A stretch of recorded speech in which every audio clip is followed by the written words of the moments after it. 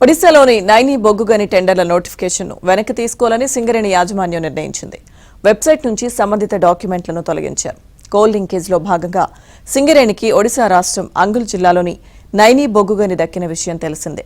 ఈ గనిలో తవ్వకాలు, బొగ్గు ఉత్పత్తి పనులకు టెండర్ వేసే సంస్థ విధిగా దాన్ని సందర్శించాలి. ఆ సంస్థ బొగ్గుగనిని సందర్శించినట్లు సింగరేణి ధృవీకరణ పత్రం ఇవ్వాలనే నిబంధనపై విమర్శలొచ్చాయి.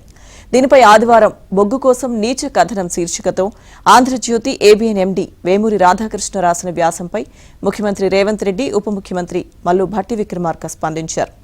దేశంలోని ఇతర ప్రభుత్వ రంగ బొగ్గు సంస్థలు ఏ నిబంధనలు విధించాయో వాటిపై అధ్యయనం చేసి తిరిగి టెండర్లు పిలవాలని నిర్ణయించినట్లు ఉప ముఖ్యమంత్రి ప్రకటించారు. ఈ మేరకు సింగరేణి అధికారులకు ఆదేశాలు జారీ చేశారు.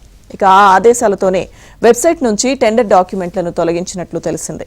దీనిపై ఇప్పటిదాకా సింగరేణి యాజమాన్యం ఎటువంటి ప్రకటన జారీ చేయలేదు.